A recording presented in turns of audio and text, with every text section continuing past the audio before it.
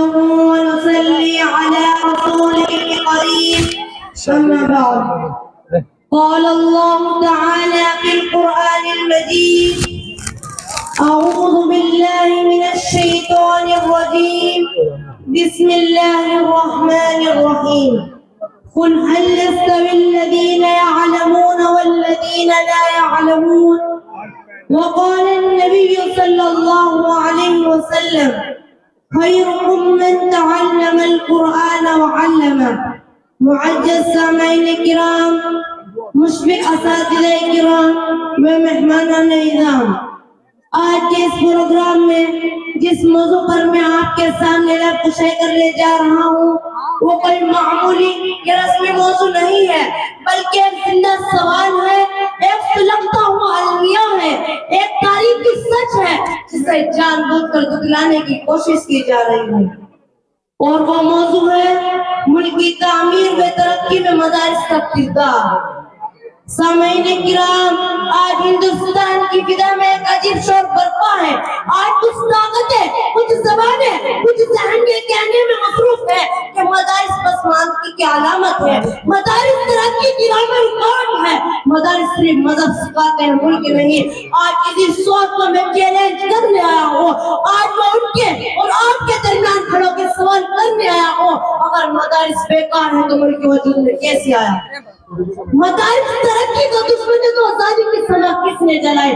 میرے اسلامی بھائیوں، تاریخ گواہ ہے، تاریخ کسی خاص فرقے کی نہیں بلکہ پورے ہندوستان کی تاریخ ہے کہ جب اس ملک پر غلامی کی زنجیریں تھی، جب اس ملک پر غلامی کی زنجیریں تھی، انگریزوں کی بندوقیں تنی ہوئی تھی، جب اقتدار کے بان خاموش تھے، ہم مدرسے بول رہے تھے۔ میرے اسلامی بھائیوں، یہ بات کسی جذباتی نعرے کی نہیں بلکہ تاریخ ہند کے ناقابل انکار سچ کی ہے کہ جب ملک غلام تھا تو سب سے پہلی آواز مدارس سے اٹھی۔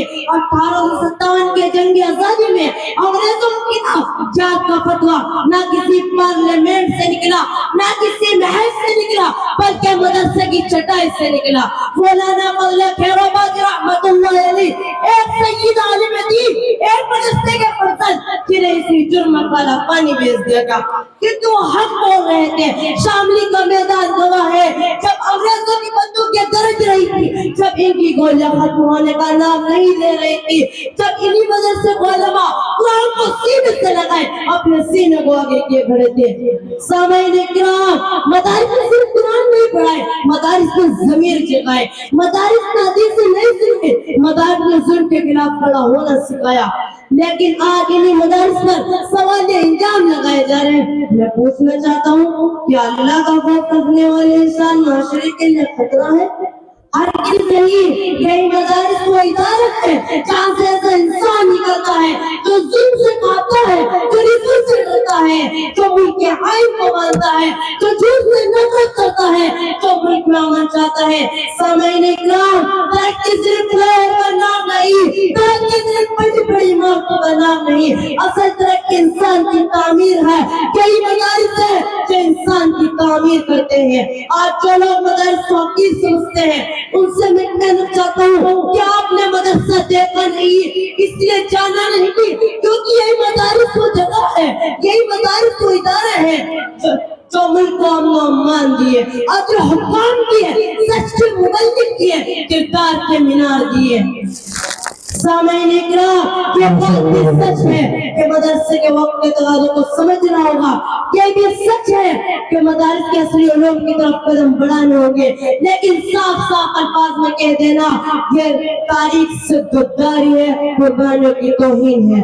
اب آخری میں ایک شعر کے ساتھ اپنی بات کو ختم کرتا ہوں کہ جنہیں ہے شوق کے کھیلے ملک کی قسمت سے، کہ جنہیں ہے شوق کے کھیلے ملک کی قسمت سے، انہی کا دعویٰ ہے کہ ہندوستان ہمارا ہے۔